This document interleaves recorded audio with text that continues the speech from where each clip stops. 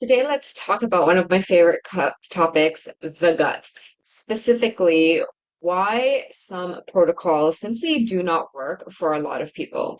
So, if you look through traditional wellness practices in the gut space, it all has to do with juicing, with detoxing, with coffee enemas, with everything, and with probiotics, prebiotics, and all of that, right? While those can be important, those are not going to work if this very important thing is not addressed. So if you've been experiencing bloating, abdominal pain, distension, and this has been happening chronically throughout your life, and eating is very uncomfortable, you have then developed this eating disorder with regards to it, right? Um, one of the reasons why you're experiencing this is because there is a lot of conflicting information out there with regards to the gut and how important the microbiome is, and it is super duper important. But again, if we're not doing this every single day of our lives, it's just like us trying to maneuver in a really, really dark house without the lights on.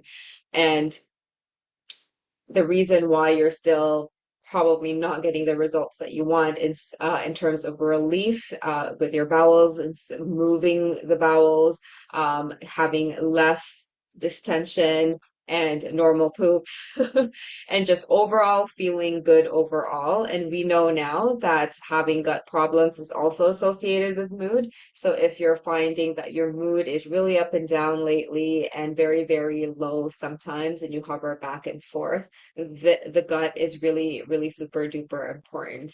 And what you really want to start focus on if you want to start getting better results is to focus on the nervous system. And here's why. When we are in the survival states, whether that be fight, flight, freeze, or even shutdown, one of the survival states that's not our parasympathetic ventral vagal rest, digest, and heal phase, then what this happens when we're in fight, flight, freeze, or shutdown is that, well, let's first start off with fight or flight. If we are in fight or flight, what happens within our body is that our nervous system goes, hey, we need to fight or flight, which means that all the resources in the body, that means circulation, nerve, the actual nerve function is going to go all around our peripheries because we need to fight, right? So the body then specifically brings the resources to our heart, our lungs, and our brains, and of course, our limbs to prepare for this fight or flight.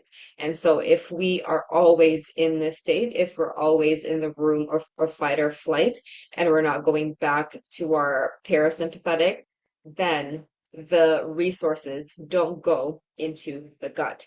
This is what I mean by looking around and the light being off. If you're doing the gut protocols, the detox, the enemas and the prune juice and all of those things to try to relieve your gut discomfort, but you're in fight or flight, that's not going to do much because the resources, the blood flow, the nerve innervation is not in the gut. It's everywhere else but.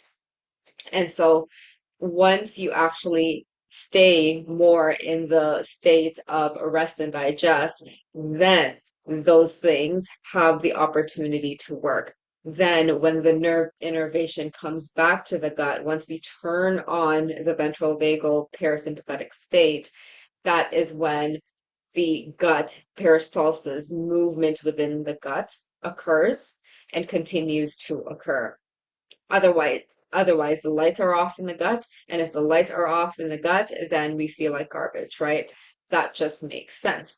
And so this is exactly why I am a big proponent of focusing on nervous system regulation, specifically very specific practices. If you have gut issues, there are specific practices that I teach inside the Bulletproof Nervous System course. And one of my students in that course literally it has gone through all of the things, the juicing, the detoxing, even stopping herself from going to other people's houses for meals, because it would just be uncomfortable. Like after she eats, like her bowels would move, so she'll stay full and have pain after eating. But after going through the practices inside Bulletproof Nervous System, all of that has been relieved in just a few weeks of doing the very specific gut practices that we have there. And of course, mood will eventually improve because of that.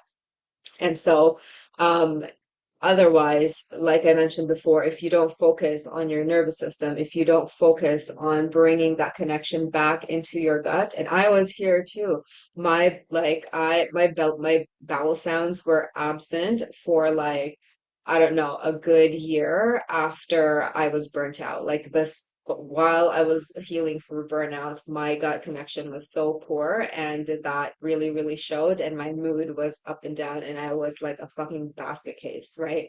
But since following very, very simple, like it takes 5, 10 minutes, and I help my students habit stack this, specifically the gut part of doing it before bed to allow for sleep, win, win, win. Let's stack everything, all the benefits up and just do it all in one. That is when massive changes happened. And I'm always never distended. I'm only distended if I eat the things that I know are not good for me. But otherwise, 99% of the time, my belly feels fan-fucking-tastic. And so have my clients.